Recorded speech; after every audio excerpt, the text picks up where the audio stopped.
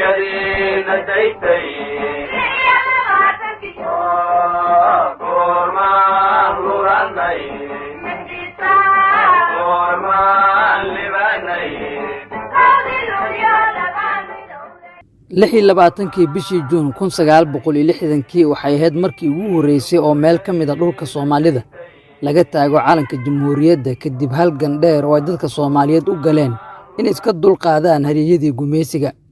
60 sano ayaa laga joogaa markii ay Soomaaliya xornimada qaadatay. 30 sano oo ka mid ah dalka waxa uu lahaa dawlad iyo maamul awood leh. halka 30 sano oo ka mid ahna dadka Soomaaliyeed ay ka bixi lahayn dawlad aan lahayn awood ay ku maamusho waddanka. dagaalo dilal iyo musiibooyin kale. calanka Soomaaliya 26 Juun 1960 waxaa laga taagay magaalada Hargeysa waxaana markaas isqabsaday heeso gabayo iyo dabaaldegyo ay dhigeen dadka Soomaaliyeed meel kasta oo ay joogaan. زبعيو كدوكيه زود كرتنا وهايو سومالو قانتاكتا ساكينوغو رئيسو وهايو زبر الله كما يابو زري ميزا نفضيدو زاحر كي كرغوري زريو منسقامو انسيدو جهاي ايغو كان زيب كان زاري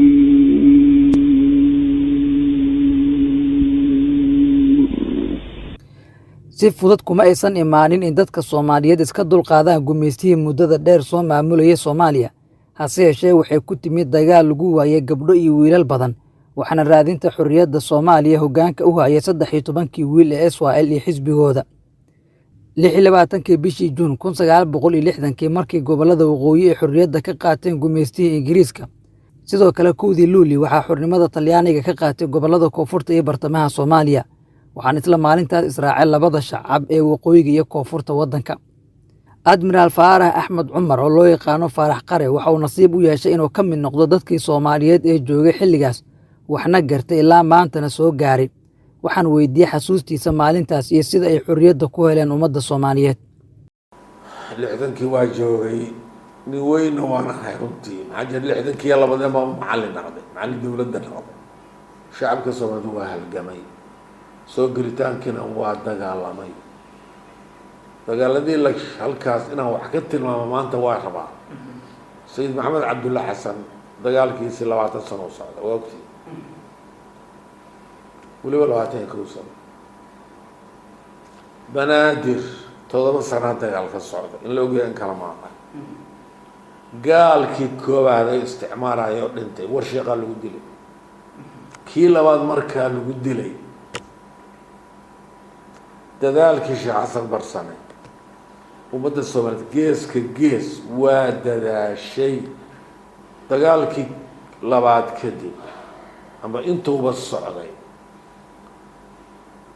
waxaa la gartay dagaalkii in loo bedelo mid siyaasadeed axsaabaa furanta leegada u horeysa afartii sadii furanta waxaa la dareemay oo dadka inuu wax bartay oo meelo badan ka yimid oo wacyigu kordha siyaasadeed waxaa la gartay inaanan isticmaalka lagu kici karin qoray uu naga xoog badan yahay marka siyaasadeen u gudubnay halkaasaan maaragtay adduunyada la qabsanay xuquuqdii ogaanay waxaan leenahay aan ogaanay ku dagaalanay xorriyad xaqaan u leenahay dagaalkaasu Soomaali oo dhan waa ka wada qayb gashay axsaab kala duwan aan furannay oo mid la arkaba hadaf uu leeyahay laakiin hadafka guud wuxuu ahaa in la xuroobo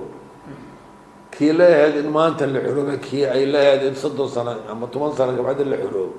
in la xuroobo hadafku waa wada ahaa waa la soo dadaa maanta oo kale 1960kii guud ahaan shacabka Soomaaliyeed markii ay xorriyadda qayb ka mid ah gobolada Soomaalida ay qaateen isla markaana calanka laga taagay Hargeysa waxay dhigeen dabaaldegkii ugu weynaa taariikhda sababtoo ah waxay dhib badan ku qabeen hareeyadii gumeystaha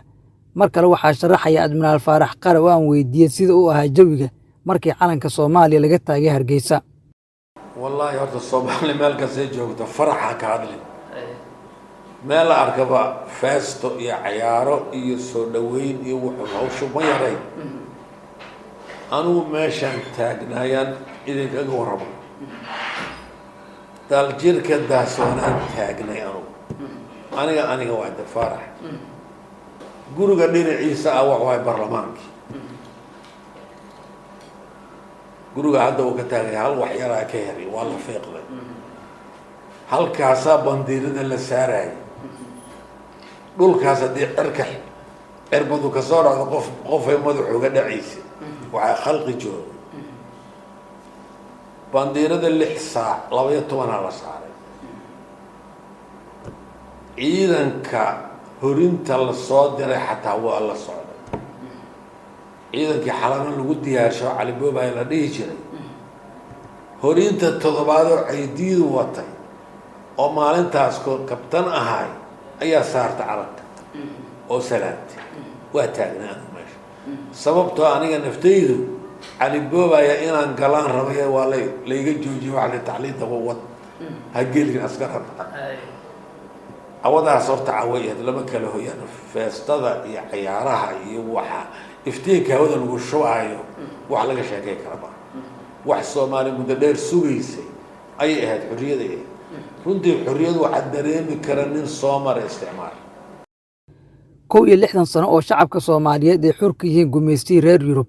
30 sano oo kamid ah dalka waxa uu lahaa nidaam iyo kala dambeyn iyadoo Soomaaliya 30 sano ay gaartay heer caawiso dawlado badan oo Afrikaan ah iyo kuba kale 30 sano oo kamid ahna waxay Soomaalidu ka bixlaadahay dagaalo dawlad aan lahayn tabar ay ku maamusho xuduudaheeda badda biriga iyo cirkaba iyo musiibooyin kale oo la degay dadka Soomaaliyeed haddaba waa maxay waxa la gudboon bulshada iyo madaxda Soomaalida si loo helo dawlad xoog leh dadka Soomaaliya maanta waxa ugu horeeyo lagula taliyo midooba حتى هذا براكتك لأذن قلب أذن كم يذوبين ضبط أهان قلبك كم يذوبات أو إن أدمدني ما ربطان موجيا نيجي Soomaaliya oo maqan ama meel kala fisikal oo fikirayna waa in la yiraahdo eebo waxay kula taalaga bilaab ana saasay ilata lana muujiyo niyad sami ad walaalka oo muujiso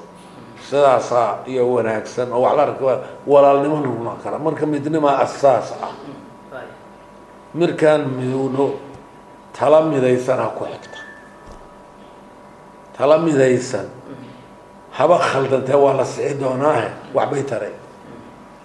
halkaasay ka bilaabanaysa haddii midnimo la helo tala midaysan ku xigta kabacdi meesha loo dhaqaaqaya ku xigta way iska hagaagi doontaa 26 Juun sanad walba waxay bilow u tahay maalmaha xurriyadda Soomaalida iyadoo ay dhiman tahay maalmo kale oo qiimo badan isla markaana ku weyn shacabka Soomaaliyeed waxaana toddobaadkan uu yahay mid ka duwan toddobaadyada kale iyadoo dalka iyo guud ahaan meelo ka baxsan Soomaaliyaba ay Soomaalidu dabaaldegayaan